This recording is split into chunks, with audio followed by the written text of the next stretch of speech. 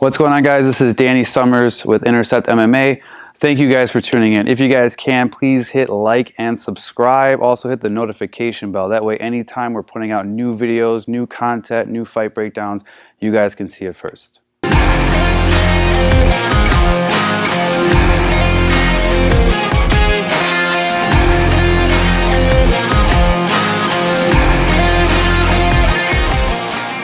All right, guys, Coach Danny here again, and now we're getting into the fourth segment of the 5 ways of attack, the fourth being attack by draw, okay?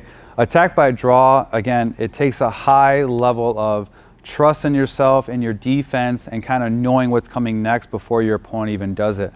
When we think attack by draw, it could be something very simple. You know, when you watch guys in the UFC and boxing and these other leagues, and you see them not only moving but also kind of keeping their lead hand down, just kind of like drawing somebody in, that's literally what that is.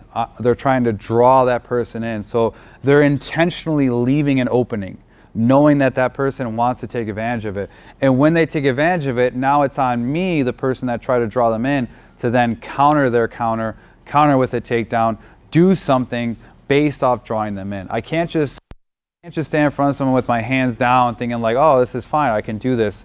There has to be a purpose behind it. That's what attack by draw is. I want to draw that person in. I want to make them feel like there's an opening.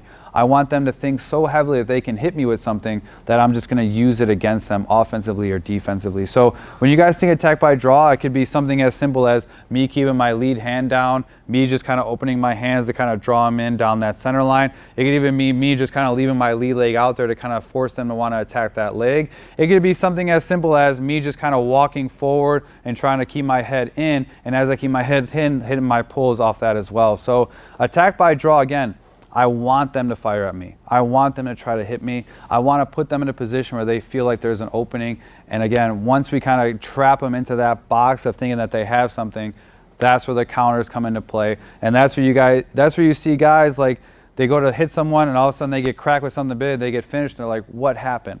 It's because they drew them in, they made them feel that false sense of I have an opening, and then they get it closed in on them. So attack by draw is number 4. Any questions, please leave a comment. I'll try to find some examples, but it's really good stuff, something to try, something to apply once you have those first 3 basics down. Give it a go.